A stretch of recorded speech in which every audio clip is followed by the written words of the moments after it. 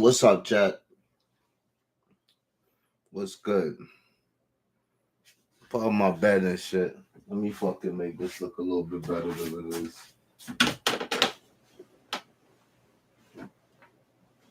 That's how I sleep, so fuck that shit. However y'all feel about that shit. You feel me?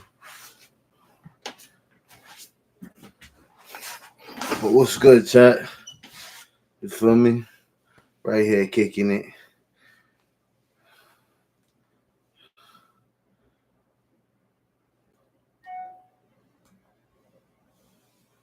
So the world famous M240i from Team. I be on YouTube, you know what I'm saying? I'm trying to build my. So lively, isn't it? They say if you build it, they will come. You know what I'm saying? So I'm trying to build it up. Yeah, there it is.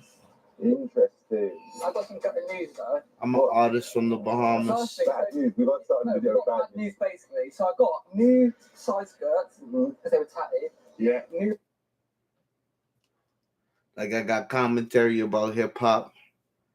You know what I'm saying? Umar Johnson crashes out and exposes one of his spiritual wives and announced that he's considering suing her after she committed the ultimate betrayal online. He's been dating this lady that he refers to as the throat goat for about 2.5 years.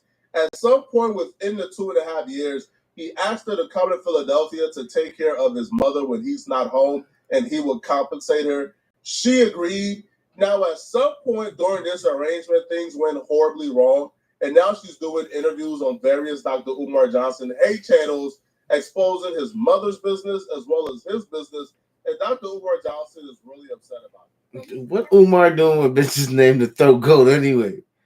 You know what I'm saying? No bad. I mean, like, I know one of the throat goats, but you know what I'm saying? Like, by the time you get done with this video, you're going to repeat this right here. I fuck with my boy Seti Nash too, though. You old heck. Don't believe me, huh? All right, check this out. T.I. and Tiny's OMG Girls lawsuit payout cut from $71 million to $17 million. A federal judge made the call earlier this week. How this got swept under the rug, I apologize for not catching it sooner. Man, let's all the way. Back in September, a judge ruled that T.I. and Tiny Harris. Fake luxury goods like watches and shoes make up 70% of the $2 trillion counterfeit industry. Here we have a Burberry coat, and it says Burbelly mistakenly on the button. Most people think it's a victimless crime. What they don't realize is they are the victims. Counterfeit jewelry or handbags can have dangerous toxins like cadmium and lead, and knockoff sneakers have funded terrorist attacks. Oh, what's the harm on just buying this pocketbook? What could it do? The problem is where the money is going. Illicit factories are making fakes that are so convincing. Stopping them is getting harder. They shut one down, another one is being built. What y'all think about that? So how do Like, criminals smuggle I don't counterfeit really give a jewelry, fuck. purses, and sneakers? And what can be done to spot the real stuff? Customs and Border Protection officers are the first line of defense. Steve Nethersall is one of them. I mean, I He care works because, at JFK Airport's mail you know what I'm facility, saying? which receives As about a 1 million brand owner, packages as a every future day. brand owner, When it's I would coming like from if China, people then don't, that's your number you one know what red I'm flag. saying? But in this In world, fact, it's like most of the fake the luxury markup be goods bound crazy, to the bro. US come from China through the mail system. Like, remember earlier this year when China was showing you they make everything anyway, and all these people do is take it and put the hardware on? Come on, or maybe sew it together. The patterns are cut in China. They may just take it to their factory and just piece it together. This shit is crazy. And we pay fucking markups for that shit.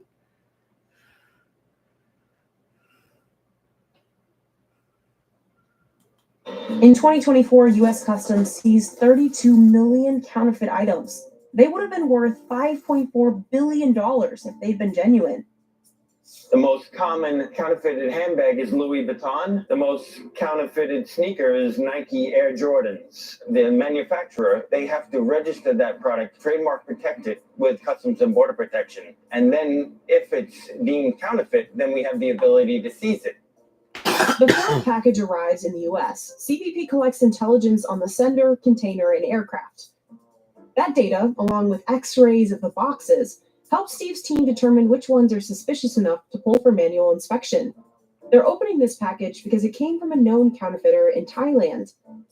We have Gucci eyewear, watches, jewelry. The high-end manufacturers like this never commingle their products. They wouldn't put these items together, and their items wouldn't come in bubble wrap like this. In 2024, knockoff jewelry was the top commodity the U.S. government seized by value. It confiscated over 700,000 pieces, worth more than $1.6 billion. This New Jersey jewelry store has just a few people who sniff out fakes, like Michael Littman and his cousin Gary.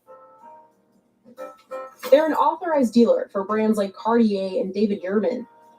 We're buying straight from the company, so there's zero risk there. The bigger risk, of course, is when we're buying precious metals, gold, or diamonds from customers. If I make a mistake, it costs us a lot of money. Let's see what you got. Okay. Gold is so high now; it's such a great time to sell. What is it at now? $29.09 Wow. per ounce of pure gold. I remember when it was $40 an ounce back in the day. First, Michael runs what's called a scratch test on the gold pieces, on a black stone made of quartz. So this is a really nice chain. Looks pretty good. I'm going to check the stamp to see if it's... So this is a 14 karat stamp. So I'm pretty sure it's 14 karat because I can, just from feeling it, basically what I'm looking for is anything to tell me that it's not gold. It could be a discoloration of the metal, it's oxidation, stuff that doesn't really happen to gold. What's the difference between 14 karat and 18 karat? What does the carat mean? It means what purity of gold. So if it's 14 karat, it's approximately 58.5% gold, and the rest is alloy. What would be out of 100? 24 karat, which is very rare. I'm pretty sure this is going to come 14 karat because I'm getting a nice scratch on it. If it wasn't real, it would be very light. I'm not doing it in such a way that it's going to hurt the piece. Then he dabs a bit of nitric acid on it. If the gold scratch remains, it's real. If it disappears, it's fake. The lines are still there, so I feel comfortable these are still there. But on these earrings... So I don't see any stamp. It's feeling kind of hollow. I'm a little skeptical because it's so light. When you tap it, it sounds, it's almost like it's plastic underneath. But let's scratch it and see. It's definitely disappearing a little bit. You see right here? When I shave it down, I'm getting the outside coating of the plating off, which reveals the true what's underneath. That is, I'm pretty sure, plastic. Okay, so unfortunately, I can't do anything with these. Michael would only buy these two chains and a necklace from this load. The rest, like these earrings, were gold-plated or metal and are worthless to him. So this is 26.8 grams. So your price for this is $1,247. Wow. I really had no idea, but I figured 500 was a nice even number. So I'm delighted. This gold will be melted and refined, removing all other metals. Assuming it's pure enough, we'll actually make it into a new piece. The cousins also have to be careful when they're buying diamonds. Today, I think the biggest challenge is the lab grown showing up in jewelry, showing up in people trying to sell that. Chemically, lab-growns are diamonds, but attempting to pass them off as natural earth-mined diamonds is illegal, according to the Federal Trade Commission. But fraudsters try to do it anyway, because mine ones are worth a lot more. The prices for lab-grown are maybe 20% of what mine diamonds are. I'm talking new. Resale, there's very little resale value. Prices for lab-grown have been dropping tremendously in the last couple of years as there's much more supply. How you doing? I'm Gary. I see you, Steve. See you, pleasure. Sit down. So what do you have? Today, Gary is checking out 2 diamond rings and 2 sets of earrings. I was cleaning out my grandmother's jewelry box. For years, Gary relied mostly on this diamond tester, which can easily spot fakes, like this one, made of cubic zirconia, a synthetic man-made material. You see how nothing's happening. There's no red going. It's like it's touching nothing. It's not nowhere near a diamond. But the machine can't differentiate lab-grown from mined because they're chemically identical. So Gary invested in this new one called the ID100. This is a $12,000 tester, and they're just going up in price. Doing a whole spectral analysis on a diamond is a whole nother level of technology. We can't live without it, basically. So that would be like an X-ray machine and an MRI. Exactly. That's an excellent analogy there. Some stones that look like diamonds, like this moissanite, can also trick the old tester. Moissanite and diamond share the same heat conductivity attributes, and that's why it'll pass this machine. But the ID100 will catch it. Okay, these most likely are lab grown. So what we have here are mined diamond from the earth, not diamond, called a cubic zirconium, not diamond, called moissanite, and lab grown diamond. Gary's team only buys mined diamonds. It's a diamond. I think the worldwide jewelry market's $350 billion. So there's a tremendous amount of goods coming from everywhere. And the fakes keep getting better and better and better. Tiffany and Cartier are the two luxury jewelry brands most targeted by counterfeiters. In 2021, CBP Cincinnati seized $3.6 million worth of fake Cartier bracelets. The luxury brand David Yurman has also had a problem with dupes. We used to see David Yurman knockoffs a lot. The fake pieces are very light, so this has weight to it. This has tension, like the perfect amount of tension so you can get it on and it's comfortable. The knockoffs will be flimsy. The quality of the stones will be darker. The company has filed multiple lawsuits against counterfeiters, and it's won.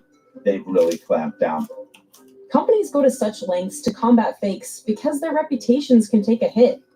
When a buyer doesn't realize they've bought a knockoff bracelet and it falls apart, they might blame the real company. And over time, that can erode consumer trust in the brand. This is especially true when the fake jewelry is made of subpar materials. In fact, in 2019, an LA jewelry store owner was arrested with $15 million worth of fake jewelry. Some were 2,000 times over the US limits of cadmium and lead.